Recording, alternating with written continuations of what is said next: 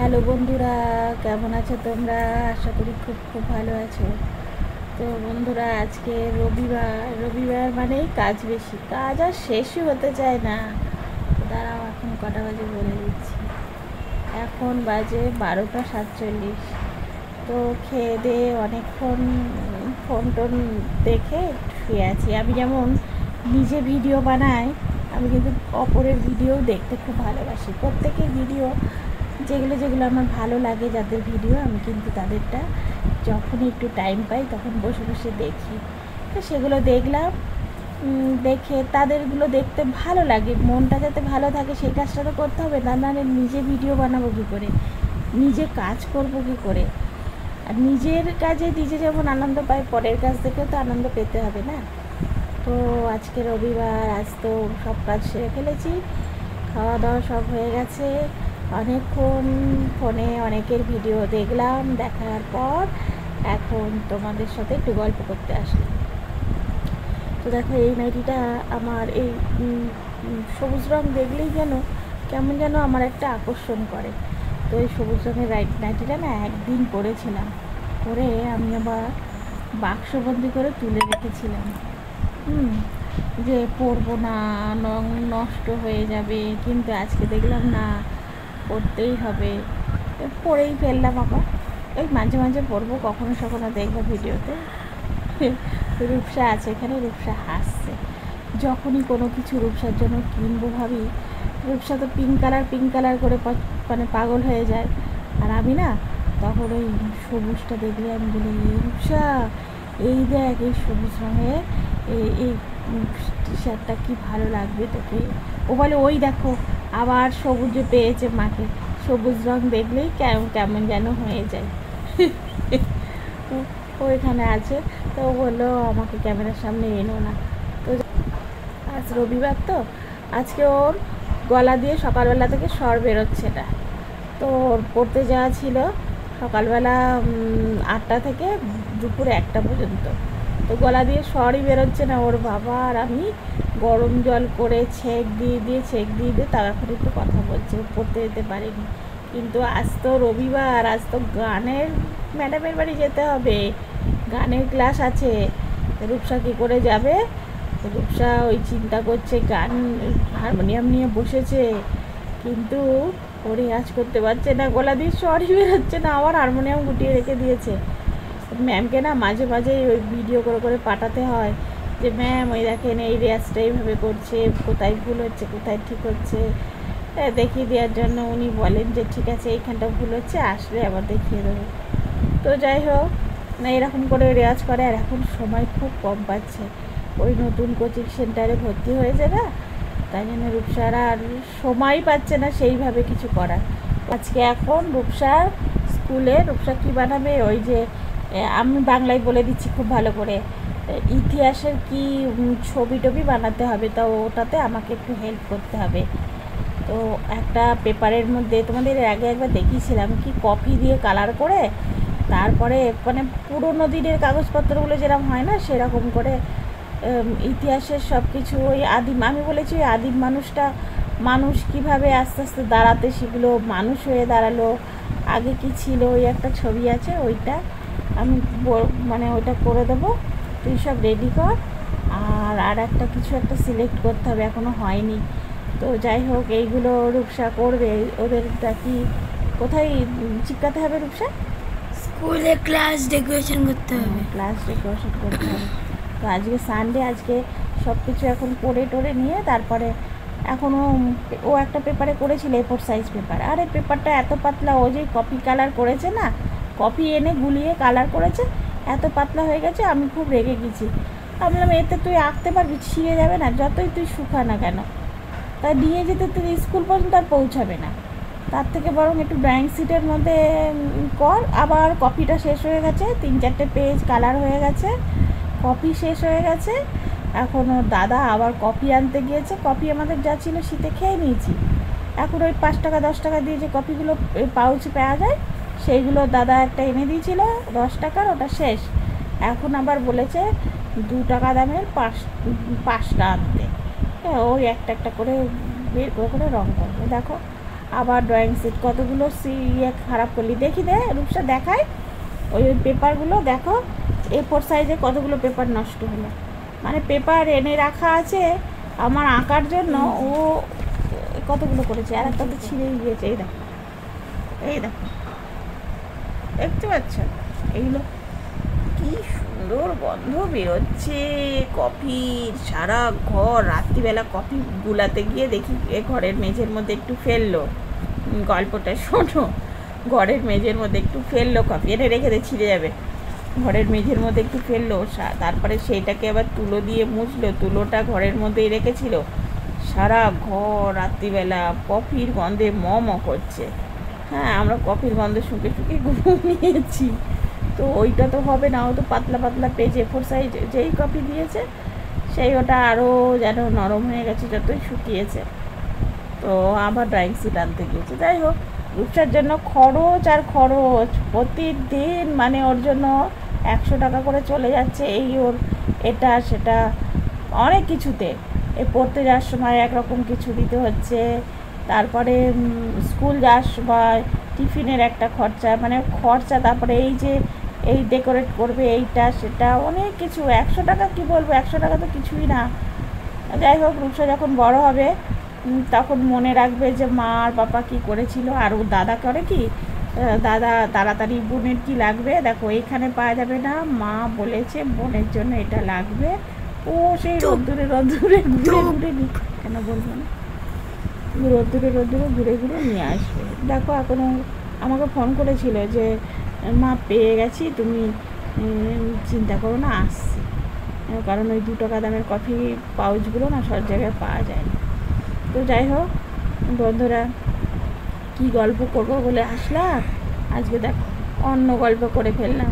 তো আমি তোমাদের সাথে একটু শেয়ার করব বলেছিলাম, আসলে এইগুলো না ইতিহাস হয়ে থাকবে আমি যা গল্প করেছি। তো বন্ধুরা, আজকে আমি একটা অন্য গল্প শোনাবো, সেটা আমার শ্বশুর বাড়ির কথা। এই যে বাড়িটা দেখছো সেটা কিন্তু আমার বাবার বাড়ি। তোমরা এর আগে ভিডিওতে, অনেক পুরনো ভিডিওতে দেখবে আমি বলেছি এটা আমার বাবা আমাকে দিয়ে গেছিলো। আর আমার হাজব্যান্ড এই পাশে যে ফাঁকাটা জায়গাটা তোমরা দেখো সবসময় দোলনা গাছে, ওইটাও কিনেছিল বাবা। ওটাও বাবারই জায়গা ছিল, বাবা একজনকে বিক্রি করেছিল, সেইটাও আবার কিনে নিয়েছিল। তা আমাদের ইচ্ছা ছিল ওইখানে বাড়ি বানানো, কিন্তু ভগবান চায় না, না চাইলে কিছু হয় না বলে না, ভগবান চায়নি যে আমি আবার নতুন করে বাড়ি বানাই। কারণ আমি যতবারই বাড়ি বানাবো বলে ইঞ্জিনিয়ার ডেকে এনেছি বা কিছু করেছি, ততবারই বিশাল বড় একটা কোনো বিপদ এসেছে, আর যত হাতের পয়সা জমিয়েছি সব বেরিয়ে গেছে। তাই জন্য আমি মনে দুঃখে আর কিছুই করিনি, দূর আর কিছু করব না। এই বাড়িটা যখন মানে কোনো কিছু সারাই বা কিছু, তখন কিন্তু কিছু হয় না। তো বাবাও মনে হয় চায় না আমার বাবা। আর শ্বশুরবাড়িতে আমি কোনো দিন যাইও নি, আমার বিয়ের আগেও আমি যাইনি, পরেও যাইনি, এখানেই বিয়ে হয়েছে, এখানেই আছি।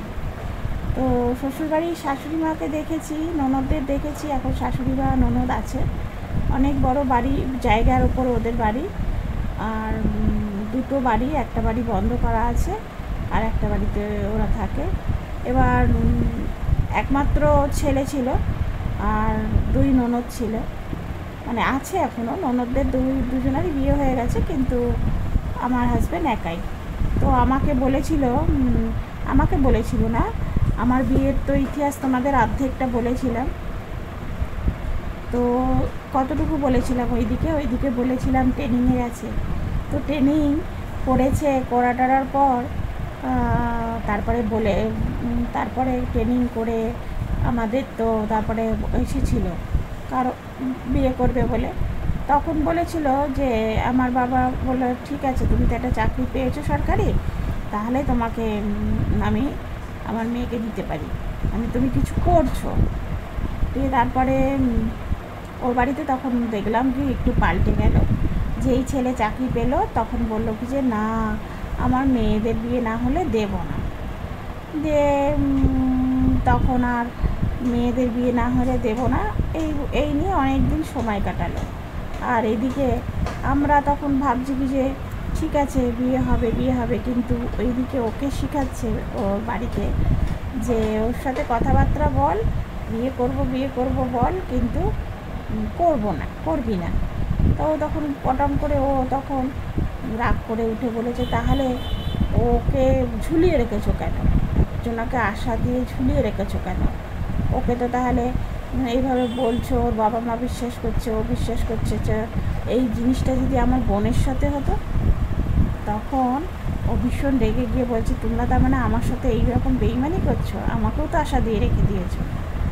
তখন ও বলেছে, ঠিক আছে তো মানবা কি না বলো, তোমার মেয়ের বিয়ে ঠিক মেয়ের বিয়েও হবে, আর ওকে তাহলে একটা কথা দিয়ে আসো।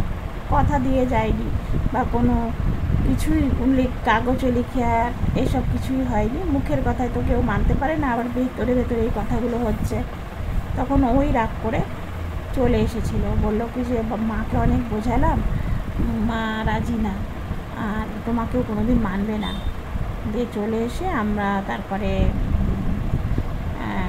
প্রথমে তো রেজিস্ট্রি করে বিয়ে করেছি, তারপরে ছোটোখাটো একটা মানে অনুষ্ঠান এরকম কিছু হয়েছিল, তাও সেরকম কিছু না, কোনো জাঁকজমক কিছু হয়নি। কারণ এক পক্ষ মানলো এক পক্ষ মানলো না, তাতে কি হয়? হয় না। তো যাই হোক, এই গল্পগুলো বহুদিনকার, আজ বহু বছর পার হয়ে গেছে, কিন্তু পাথর গলে যায়, কাগজ সত্যিকারের ফুল হলে ফুল ঝরে যায়, কিন্তু কারণ মন গলেনি। আমার শ্বশুরমশাই যিনি ছিলেন, তিনি কিন্তু খুব ভালো মনের মানুষ ছিলেন। তিনি কিন্তু চেয়েছিলেন আমাকে ওই বাড়িতে পরে নিয়ে যেতে, কিন্তু শাশুড়ি মা চাননি, যেহেতু ওনার দুটো মেয়ে বিয়ে হয়ে যাওয়ার পরেও চাননি, জানি না কেন। তা যাই হোক, আমি আর এবার যেখানে গেলে কেউ ভালো করে কথা বলে না, ডাকলে সাড়া দেয় না, সেখানে গিয়ে কি থাকা যায় না? আর আমি যদি কারোর সাথে খারাপ ব্যবহার করি, আজকে যদি কারোর সাথে চোখ গরম করে কথা বলি, তাহলে ভাবি পরক্ষণে মিটিয়ে না নিলে কথা বলতে পারবো তো, তার সাথে কি করে আমি আর পরে কথা বলবো আনন্দ করে? তাই জন্য আমি মিটিয়ে নেওয়ার চেষ্টা করি, আর ওসব মুখ কালাকালি সব সময় ভালো লাগে না। তা আমি ভাবতাম, আমি যখন ছোটো ছিলাম আমি ভাবতাম ওরা আমাকে কোনো দিন দেখেনি, চেনে না, ওর মা বোনেরা কীরকম করে করে বলছে, আমি তো ওদের চিনি না, নতুন লোক লাগছে। তা ওদের কথা হচ্ছে ওদের ছেলেকে আমি কেড়ে নিয়েছি। কাউকে কি কেড়ে নেওয়া যায়? ও তো নিজে থেকেই বলেছে যে না, আমি এই মেয়েটাকেই মেনে নিতে হবে, ওর মাকে বলেছিল। কিন্তু ওরা বলতে কি যে এখনও বলে। আর এখনও আমি ও শাশুড়ি একবার এসেছিলেন, ওই যখন ওর করোনা হয়েছিল তখন একবার এসেছিলেন, আমার সাথে কিন্তু কথা বলেনি, আমাদের বাড়িতে এই বাড়িতে ছেলেকে দেখতে এসেছিলেন। তাও আমি যখন করোনা হয়েছে তখন আমি অনেক ফোন করেছি, তখন নাকি ওনার প্রেশার বেড়ে গিয়েছিলেন, ননদরা যা বললো, তাই জন্য মাকে বলেনি। না ঠিক আছে, প্রেশার বেড়ে গেছে, কারণ আমার তখন টাকা পয়সার দরকার, চারিদিকে আমি কান্নাকাটি করছি, কি করে আমি ভালো করব, কি করব। সবাইকে বলছি আমার তো, আমি যেখানে ভর্তি করেছি সেখানে অনেক টাকা বিল হয়ে যাবে, যে একটা প্রাইভেট হসপিটালে ভর্তি করেছিলাম, কিন্তু তখন নাকি প্রেশার বেড়ে গেছিলো। তারপরে যখনই আমি বিল মিটিয়ে যেভাবেই ওর বাড়িতে নিয়ে আসলাম, তার 7 দিনের মধ্যেই দেখলাম উনি আসলেন। তখন ওনার শোনার প্রেশার বাড়লো না, কারণ বিল টিল মিটানো হয়ে গেছে। আমি নিয়ে আসলাম, আমার যেভাবেই হোক, মানে আমার সোনা গহনা যা ছিল যেভাবেই দিয়ে আমি ওকে মানে ওখান থেকে নিয়ে আসলাম ভালো করে। এবার কোভিড হয়ে গেলে তো অনেকে বাঁচতই না, ও তো বেঁচে এসেছে, এটা তো বড় কথা। তখন কিন্তু আমাদের বাড়িতে আসলো, যে কথাটা বলছি, আসলো, এসে কিন্তু এখানে ও ঘরে বসলো, কিন্তু আমার দিকে পিছন দিকে মুখ করে বসলো, আর মুখটা এমন আজবসা একটা করেছে যে আমি নিজেই কথা বলতে যাচ্ছি, কিন্তু আরও পিছন ঘুরে বসছে, মানে আমার সাথে কথা বলবে। আমার অপরাধ, আমি ওনার ছেলেকে নাকি কেড়ে নিচ্ছি, কিন্তু উনি আমাকে কিন্তু ঘরে তোলেননি। তো যাই হোক, এখানে কিন্তু কোনো কারোর নামে বদনাম না বা কিছু না, আমার নিজের মানুষের নামে কোনো দিন বদনাম করা যায় না বা কিছু বলাও যায় না। সে মা, উনি তো আমার শাশুড়ি মা, ওনার নামে আমি কিছু বলতে পারবো? কোনো দিনই না। আমি এখনও ওনাকে দূর থেকে প্রণাম করি, উনি আমার কাছে যেতে দেবেন না। আর ওনাদের যা শ্বশুরমশাইয়ের যা বাড়ি ঘর দোষ স্থাবর অস্থাবর সব কিন্তু উনি মেয়েদের দিয়ে গেছেন, আমাদের কিছুই দেননি। আমাদের অপরাধ যে ছেলে হয়ে কোনো দিন আমাকে বিয়ে মানে আমার এইভাবে বিয়ে করা যাবে না।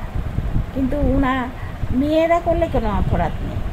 ওনার বড় মেয়ে কিন্তু নিজে পছন্দ করেই বিয়ে করেছেন অন্য জাতির ছেলের সাথে, তো সেটা কোনো ব্যাপার না। আমি করেছি সেটা মানে আমরা করেছি সেটা অপরাধ। যাই হোক, ওনাদের মানসিকতা ওনারা নিয়ে থাকুক। আর ওইসব মুখ কালাকালি করে সারাদিন ওইভাবে থাকা যায় না। যখন আমার বিয়ে হয়ে গেল তখন তারপরেই তো আমার বাবা মারা গেল। আমার ছেলে ছোট্ট, আমার ছেলে তখন 50 দিনের মতো, মানে আঁতুর থেকে সবে উঠেছে। তখন থেকে ও তো বাইরে চাকরি করতো। আমি যে কি কষ্ট করে আমার মার সাথে থেকেছি, এখানে খুব কষ্ট করে থেকেছি। এখানে থাকারও অনেক ইতিহাস আছে, এখানে কেন থেকেছি, কিভাবে থেকেছি, আজকে কি পরিস্থিতি, সমস্ত কিছু একটু একটু করে জানাবো। কিন্তু একটা ভিডিওতে সেটা তো হয় না। আজকে নিজেকে না মনে হয় একটা সময় আমি যখন একা একা থাকি খুব অপরাধী মনে হয়। ভাবি যে ভগবান, আমি গত জন্মে কিছু নিশ্চয়ই করেছিলাম, যাই জন্য এমন একটা ফ্যামিলিতে পাঠালে যেখানে আমি সবার কাছে অপরাধী হয়ে গেছি। কিন্তু আবার যা আর একটা ফ্যামিলির সাথে আমার যোগাযোগ করে দিলে সেখানেও কিন্তু আমি অপরাধী, মানে নিজেকে খুব খারাপ লাগে। তাই আমি আমার দাদাকে এমন একটা কথা শুনিয়েছিলাম না, সে মনে হয় আমার কথাটা শুনে কিন্তু চোখ দিয়ে জল ফেলে দিয়েছিল মনে হয়। কারণ আমি দাদা আমাকে বলেনি ঠিকই, কিন্তু পরে আমাকে ডাকতে এসেছিল। অনেক অনেক ঘটনা আছে আমার, আমি তবু হাসি মুখে থাকি। আমার শারীরিক কন্ডিশন মানসিক কন্ডিশন সবসময় ভালো থাকে না, তবু এই ছেলে মেয়ে নিয়ে ভালো হাসি মুখে থাকি। কার সাথে কথা বলি চাই না বলি, মানুষের পারি উপকার করি। তো যে কথাটা বলছিলাম যে এখানে আমি থেকেছি, তবু কিন্তু আমার সময় অসময় শ্বশুরমশাই আমার কাছে আসতেন, কিন্তু কোনো পয়সা দিয়ে না। উনি এসে আমাকে দেখে যেতেন কেমন আছি, আমার ছেলেটার কাছে আসতেন। আমাদের তো খরচা তো ও পাপা তো চালায়, তখন তো চাকরি করতো, আমাদের বিয়ের আগেই তো চাকরি পেয়ে গেছে। আর বিয়ের আগের ইতিহাসটা তো তোমাদের বলেছি। কিন্তু খরচাটা তো ও তো চালাতো, খরচাটা তো আর দিতে হতো না। কিন্তু তাও কি জানি কেন উনি আমাকে এখনও ওনার বৌমা হিসেবে স্বীকার করতে পারে, ভাবেই না। আমি গিয়ে মা বলে ডাকলে সাড়া দেয় না। তারপরে ননদরাও দেখি মুখ ঘুরিয়ে, কিন্তু বাবাকে বাবা বলে ডাকতাম, খুব খুশি হতেন। আর উনি আমাকে পর ভাবেন। আমি গিয়ে না কখনো আমি ভাবি যে মা, আমার মন থেকে আত্মা থেকে মনেই হয় না যে উনি আমার কাছের মানুষ। আমার মনে হয় যে উনি তো আমাকে এরকম দুচ্ছাই করেন, উনি আমার কাছের মানুষ হতেই পারেন না। আর ননদের বিয়ের সময় যখন গিয়েছিলাম, অনেক ছোট ছোট ঘটনা আছে। আমি শাশুড়ি মাকে পরীক্ষা করেছি, আমার ননদকে পরীক্ষা করেছি, সবাইকে পরীক্ষা করেছি। তাতে বুঝেছি যে ওরা আমার নিজের মানুষ না। বলতে গিয়ে চোখ দিয়ে জল বেরিয়ে যায়, কিন্তু আমি তখন ভাবি যে ওরা আমার নিজের মানুষ না।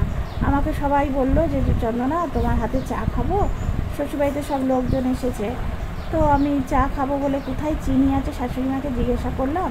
তো চিনির কোটোটা আমি বের করতে গিয়েছি, আর ননদ এসে বলে কিনা, এই চন্দনা কী করছো কানে, এমন করে বললো না। আমি ভাবলাম কি যে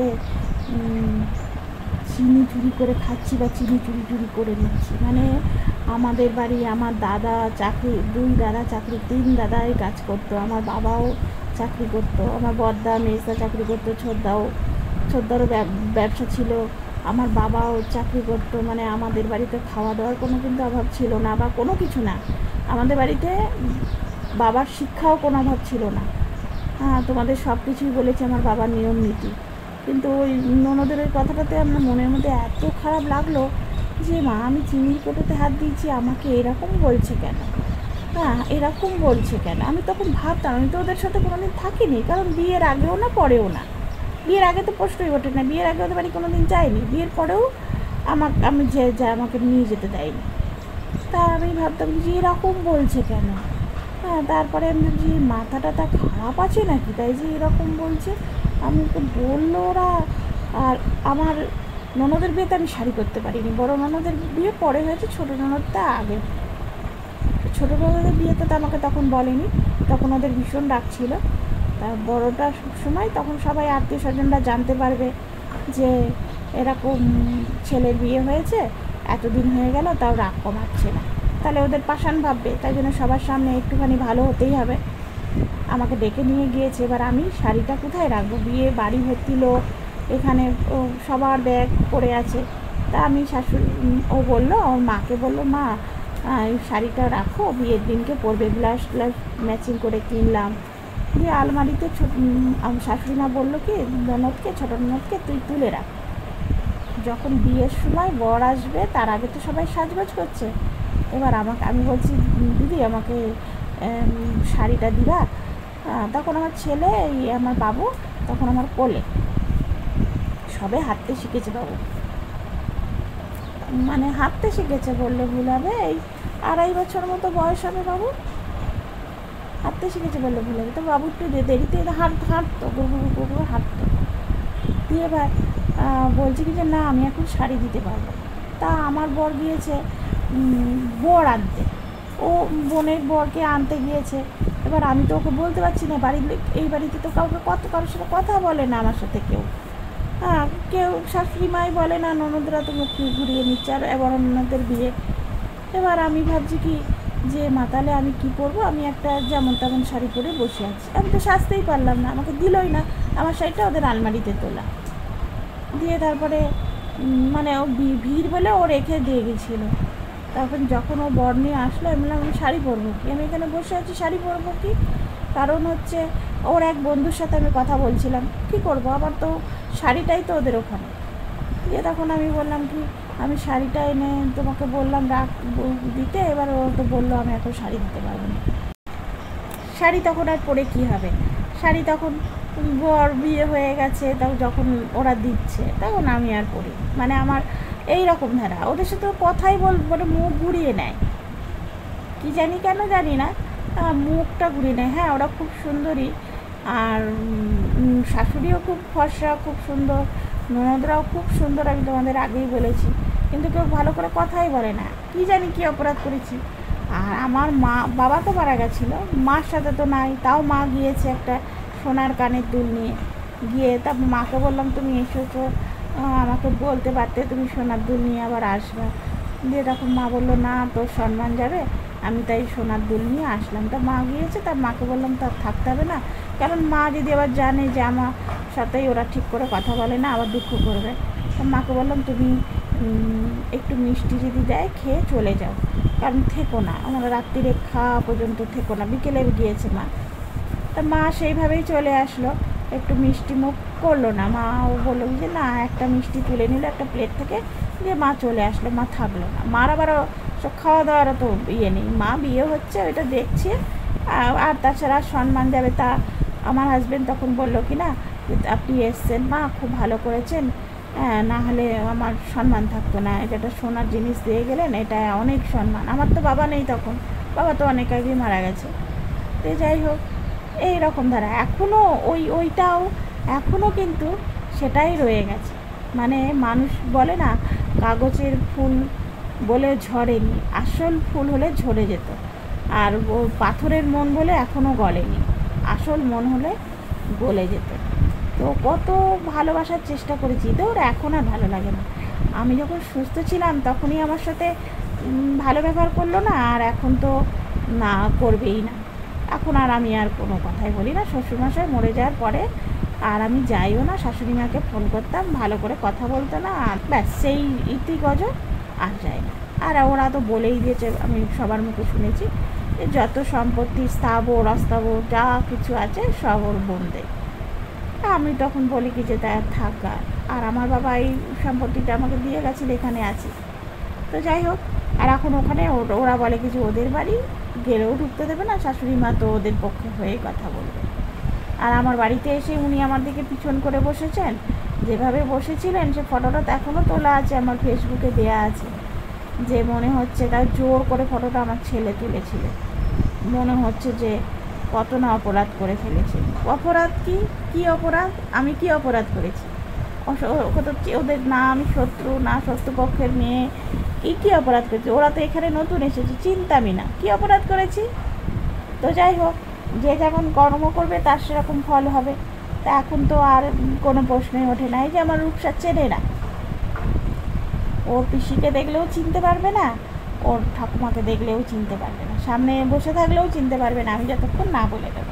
বাবু তাও চেনে একটু একটু, তখন তো আসতো শ্বশুরমশাই যখন বেঁচে ছিলেন তখন আসতো, এসে শ্বশুরমশাই আসতো আমাকে বাবুকে খুব ভালোবাসতো, বাবুকে বলতো দাদু দাদু করতো।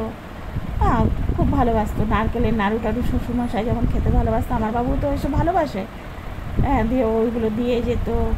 কিন্তু শাশুড়ি আমার বাবুকে তখন ছোটোবেলায় কোলে নিত, আর উনার নাতনিকে, উনার ভাইয়ের ছেলে মেয়েকে ওগুলো কোলে নিয়ে খুব পরিপাটি করে আদর করত। আর কি বলবো, হাসিও লাগে এগুলো ভাবতে গেলে। আর আমার রূপসাকে তো বলাই যায় না, মানে বললো চেনেই না, রূপসাই চেনে না, রূপসাই চেনে না। অথচ সবার সব কিছুই হচ্ছে, সব সব ঠিক আছে, যত গণ্ডগোল এইখানটায় এসে ঠিক আছে। আর যখন শ্বশুরমশাই মারা গেলেন সেই সব ফটোগুলো আছে, আমি একদিন শেয়ার করব। আমার কাছে এখনও আছে। আমার রূপসার জন্মের আগেই মারা গেছেন শ্বশুরমশাই, তখন গিয়ে আমি সব কাজটা করে এসেছিলাম। তা সেই কাজগুলো করে এসেছি, সেই ফটোগুলো আছে। সেই দিন যে বেরিয়ে আসলাম তারপরে আর যাইনি। তো যাই হোক বন্ধুরা, আজকে অনেক বড় ভিডিও হলো। তোমরা খুব খুব ভালো থেকো, দেখা হবে নেক্সট ভিডিও। বাই।